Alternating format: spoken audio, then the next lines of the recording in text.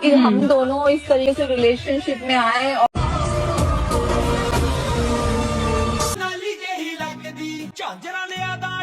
नगीना के सांसद चंद्रशेखर आजाद अब कोर्ट के चक्कर लगा रहे हैं।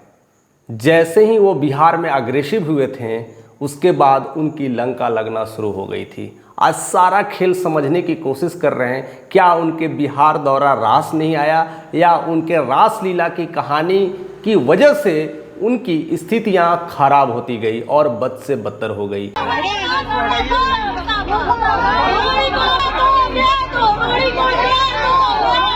एक सांसद की ऐसी हरकत और उन पे ऐसा लालचन का मामला काफी कुछ वायरल हो रहा है, काफी ट्रेंड हो रहा है। हम लोग प्रदर्शन कर रहे हैं क्योंकि वो एक नंबर का आदमी है, अबकारी आदमी है और उसको संरक्षण इस तरीके से दिया जा रहा है।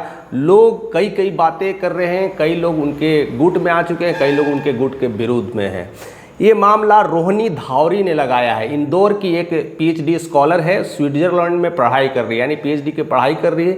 उन्होंने यौन शोषण का आरोप लगाया है और कहा है कि जिस तरह से इन्होंने हमें अंधेरे में रखा है और अंधेरे में रख करके उन्होंने बोला है कि मैं आपसे शादी करूंगा, और ऐसे बात को लेकर के उन्होंने कई बार हमारे अम्बेडकर ने 2 शादी की थी, तो हम क्यों नहीं कर सकते। बाद में ये चीजें इतनी क्लैरिटी के बाद आना शुरू हुई, क्योंकि यौन सेशन किया है। जब भी मैं इंडिया आती थी तो होटल्स में मिलना होता था या तो वो घर पर बुलाते थे। ऐसे में ये मामला लगाते हुए उन्होंने गंभीर आरोप लगाया है और अपने एक्स अकाउंट पर भी उन्होंने यह बातें साझा की है कि नगीना के सांसद यानी चंद्रशेखर आज़ाद की ऐसी घिनौनी हरकत यह शोभनीय नहीं है। उन्होंने कई सारे ऐसे इमोजी और अपनी वीडियोस को, फुटेज को दिखाने की कोशिश की गई है और बता भी रही है कि उन्होंने ऐसे बहुत सारे खुलासे दर्ज किए। कह गए कि 2017 से लेकर अभी तक उनके पास 40 से अधिक केस दर्ज हैं और ऐसे कई सारे लड़कियों को पर अत्याचार कर चुके हैं। मैं यह बर्दाश्त नहीं कर पाऊंगी। तूने मेरे साथ जैसा अंजाम किया है, जो कुछ चोट पहुंचाया है, उसका इंसाफ केवल माफ़ी से नहीं मिलेगा। यानी धोखे में रहकर शारीरिक संबंध बनाना, शादी की बातें करना चंद्रशेखर आज़ाद के लिए खतरे की घंटी हो गई है। अब रोहिणी ने जिस तरह से यह आरोप लगाया है, इसको लेकर करके भी पार्टी में कई तरह की बातें उठ गई, क्योंकि चंद्रशेखर आज़ाद और फ्रावन की अपनी आज़ाद पार्टी है और बिहार में काफ़ी अग्रेसिव हो रही थी। दलितों को लेकर के एक अच्छा खासा वोट खराब कर रही थी। यानी चिराग पासवान के वोट को खराब कर सकते हैं, मांझी को वोट को खराब कर सकते हैं। एक अच्छा खासा बीजेपी के गढ़ में कहीं ना कहीं बीजेपी को सेंध मारने की कोशिश कर रहे हैं और अभी इलेक्शंस के महज 2-3 महीने रह गए हैं और उसमें बीजेपी के साथ लग रहा था कि ये अब बहुत कुछ मामला हो सकता है। तो लोग उनका कहीं ना कहीं रोहिणी का कनेक्शन बीजेपी के साथ भी कर रहे हैं। कह रहे हैं कि ये रोहिणी भाजपा के साथ मिली हुई है और कहीं ना कहीं नगीना के सांसद चंद्रशेखर आज़ाद को तोड़ने की कोशिश कर रहे हैं। जैसे वो एग्रेसिव मूड में आ रहे हैं और बिहार के दौरा कर रहे हैं और काफ़ी कुछ बीजेपी को गिराने की तरह से पूरी तरह से लग चुके हैं। और ऐसे में वो भीम के कहीं ना कहीं पूरे सेवक हैं, भीम अंबेडकर की रैली करते हैं और भीम के सेवक रहते हुए बहुत लोगों को जोड़ चुके हैं। और ऐसे में उनका यह आपराधिक मामला, उनका यह इस तरह का हरकतें उनकी छवि को खराब कर रहा है। ऐसे में ही उनके लेकर करके खास करके उनके चाहने वाले ने इन पर आरोप लगाया है कि यह बीजेपी का षड्यंत्र है। कुछ लोग कह रहे हैं कि नहीं, यह वैसा करतूते कर चुके हैं, उनकी ऐसी छवि है। और उसको लेकर के एक वाल्मीकि समाज एकता के लोग हैं, उन्होंने चंद्रशेखर आज़ाद के पुतले तक जलाना शुरू कर दिए। यानी उनके विपक्ष में बहुत सारी चीज़ें हो रही है, टीका टिप्पणी हो रही है और छवि तो अब कैसी होगी, क्या होगी, ये तो वक्त बतलाएगा। लेकिन इस चुनावी जंग में जो खास करके बिहार में चल रहे हैं, जिस तरह से चंद्रशेखर आज़ाद पूरी तरह से एक्टिव नजर आ रहे थे, उन पर यह आरोप बहुत कुछ बयान कर रहा है। मैंने आपको कहा कोर्ट में अगर आपके साथ कोई विवाद हुआ तो कहाँ जाओगे?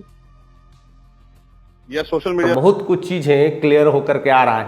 अब यह असली मामला क्या है, अब असली कहानी क्या है, यह तो सिर्फ कोर्ट में ही फैसला होगा। और इसके लेकर के खास कर करके रोहिणी धावरी ने कोर्ट में भी ये मामला यह कहा कि बाबा साहब अम्बेडकर ने 2 शादी की थी, हम क्यों नहीं कर सकते? बाद में ये चीजें इतनी क्लियरिटी के बाद आना कर दिया है कि अब यह सुनवाई कोर्ट में होगी और सत्य की जीत होगी। उन्होंने सिर्फ मेरे साथ ही ऐसा काम नहीं किया है, उन्होंने कई सारी महिलाओं के साथ इस तरह का अत्याचार किया है। और क्या है, यूपी नगीना जिस जगह से वो सांसद होते हैं वहाँ के लोगों को मूर्ख बना कर करके और शासन कर रहे हैं, और ऐसे में जनता मूर्ख बन जाती है और उन पे वो राज करते हैं, और ऐसे ही अभी तक वो राज करते आए हैं। लेकिन एक बार इंसानियत की जीत होगी, इंसानियत कभी मरता नहीं है। और ऐसे में लेकर के रोहिणी धावड़ी ने यह पूरी तरह से उन पे केस लगा दिया है और इसी को लेकर के काफ़ी चर्चा है। लोग रोहिणी धावड़ी को भी सर्च कर रहे हैं कि आखिर रोहिणी धावड़ी कौन है।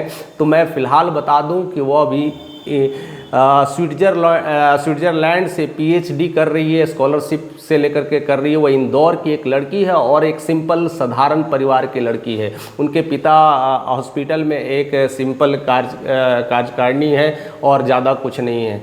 तो ऐसे में यह मामला निकल के आ रहा है कि क्यों ऐसा यह घटना चीज़ें ज़्यादा वायरल हो रही है, या इसके पीछे कौन सी हाथ है, या बीजेपी का षड्यंत्र है, या फिर यह सही मामला है। यह सब कुछ अब बहुत जल्दी खुलासा होने वाला है, क्योंकि यह एक हफ्ते से काफ़ी कुछ ट्रेंड कर रहा है सोशल मीडिया पर और कई लोग इसे जानने के फिराक में हैं और इससे लेकर के पक्ष और विपक्ष सब कुछ बन चुका है। लेकिन मामला बिहार के इलेक्शंस को लेकर के है और इसीलिए यह सारी बातें उठ रही है कि चंद्रशेखर आज़ाद जिस तरह से बिहार में एक्टिव हो रहे हैं, अब उनकी छवि का क्या होगा, अब उन्हें बिहार में कैसे लोग पूछेगा। और जिस तरह से भीम की राजनीति करते हैं उसको लेकर के भी एक बड़ा हंगामा होगा। यानी संसद में जिस तरह से सिंघाड़ते थे, दहाड़ते थे, अब उनकी दहाड़ धीरे धीरे कम हो जाएगी। हालांकि सब कुछ मामला जल्द ही निकल के आएगा। तब तक के लिए आप बने रहिए। आप क्या सोचते हैं इनके बारे में ज़रूर बताइएगा, क्योंकि चंद्रशेखर आज़ाद उर्फ रावण जिस तरह की छवि बनाए हैं, जिस तरह से मार्केट वैल्यू बनाए हैं, उनकी इस तरह की करतूत और इस तरह का जो शोषण का आरोप लगाया है, यह कितना सच है ज़रूर आप हमसे साझा कर सकते हैं। और चैनल पर नए तो सब्सक्राइब कर दीजिएगा।